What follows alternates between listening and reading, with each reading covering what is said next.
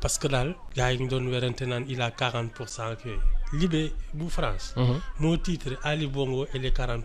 xam nga loolu mooy c'est-à-dire ça c'est pas des pays du caaxaan. c'est pas des pays. non non bii nee nañ gis il nga a 64,27% des suffrages ouais. gis nga ku xam un peu l'histoire de son père.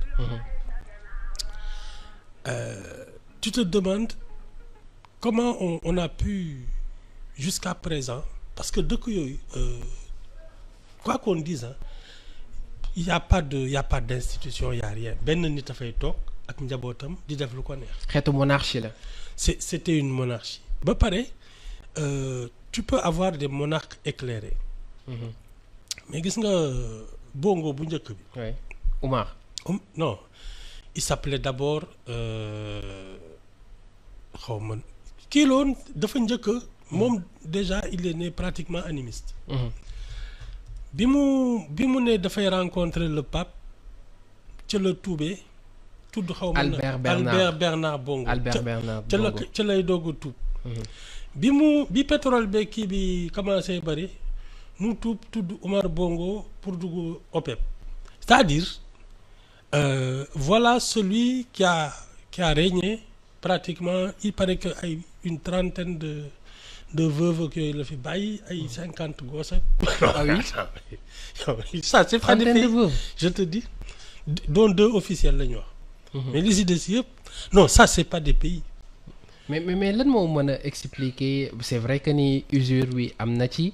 Ali Bongo également il est malade depuis un certain temps. est-ce non que xam nga la seule vérité c'est que gis nga les pays qui ont des richesses des ressources naturelles yu am doole. oui. te amuñu population à la hauteur de leur richesse. La France a installé quelqu'un là-bas pour pomper le Gabon mu jeex. ah oui ah oui mais ay Ali Bongo yi c'est non attends ça c'est pas des États. donc coup d'état bi bon mais mënuñu wax ni. mënoo koy coup d'état sax parce que coup d'état kay état ngay ça c'est mais am nañ état quand même. voilà ma bàyyi. li am de état. tu sais les véritables patrons du Gabon c'était Jacques Foccart. C'était ces gens-là ñoom ñoo doon parce que la France avait besoin du gaz et du pétrole gabonais ñu teg fa benn waaye boo xam ne je pense que c'était d'abord un agent des renseignements Bongo. C'était un agent des renseignements après ñu def ko directeur de cabinet de Léon Mba le premier président. après ñu xëy bés pousse Léon Mba teg ko fa moom voilà il prenait ses ordres directement de Paris dem na nag ba pétrole beeg kii bi xaalis bi bari.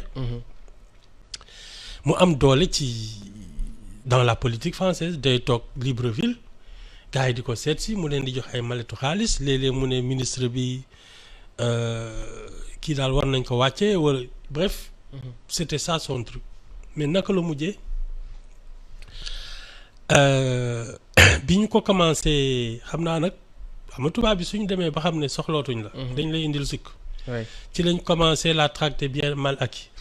xam nga mu feebar ak yooyu xam naa boobu ay waxtoom commencé na kii il ne pouvait même pas se rendre en France il s'est fait soigner en Espagne je crois foofu la dee.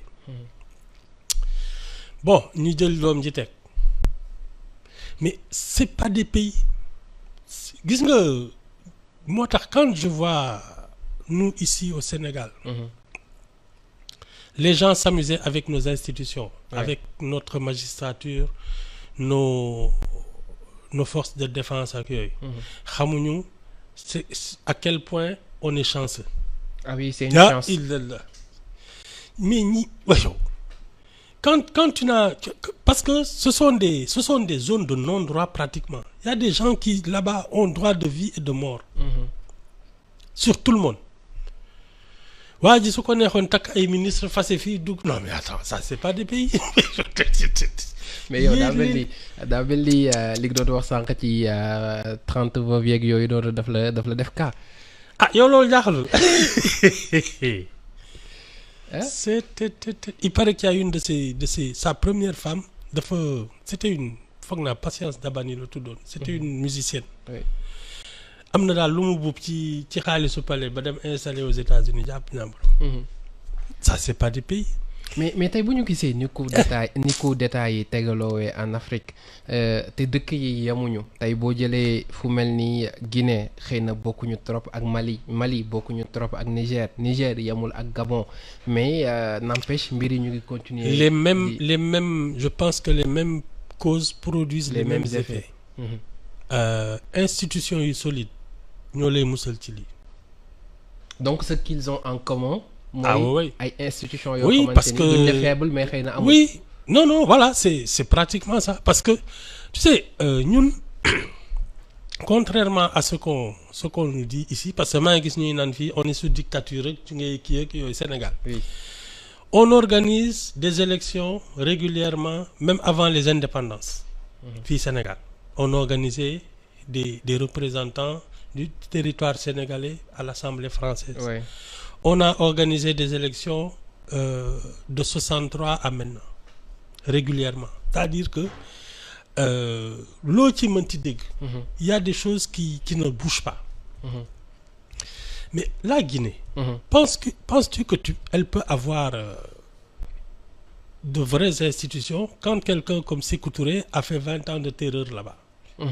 nga xam ne day xëy bés ne je change l'argent guinéen.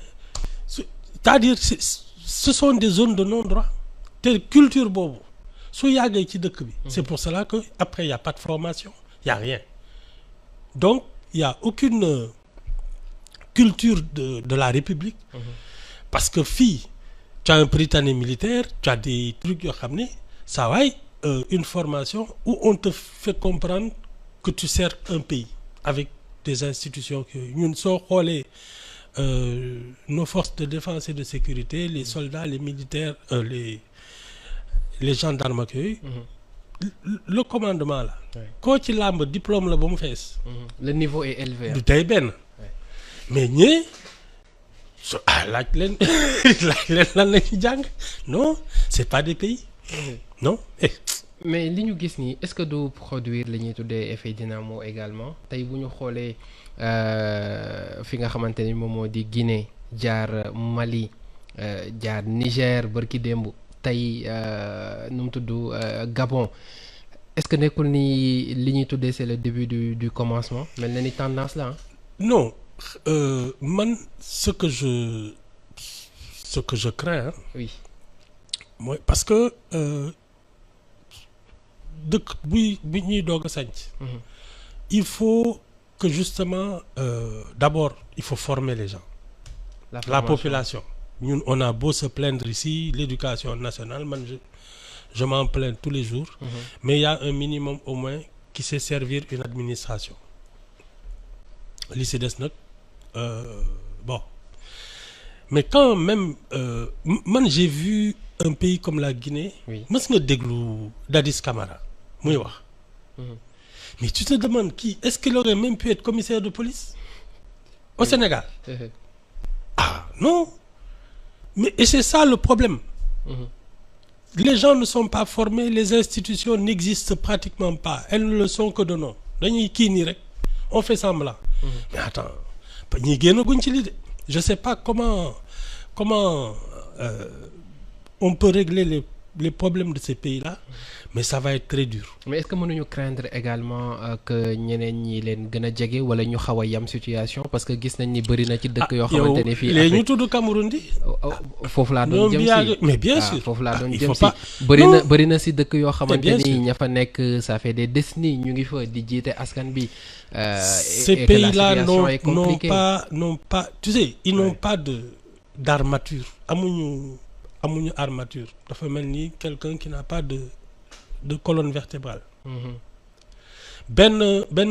Parce que en général c'était les Français qui entretenaient avec la présence de l'armée française foofu ñoom ñooy napp tuuti soldats yi ne leen fii ku fi yëngatu et cetera. jël benn waaye teg ko fa di surveiller seen intérêt parce que c'est ça qui permettait justement à la France de puiser dans les richesses. Parce que tu sais que c'est des pays où il y a pratiquement pas d'administration pas de truc ci nekk sa poosu bopp ngay toppatoo donc mais aujourd'hui que la France est en train de perdre du terrain ak ay ñi mu fa tegoon yëpp ils vont tomber les uns après les autres. Ah oui.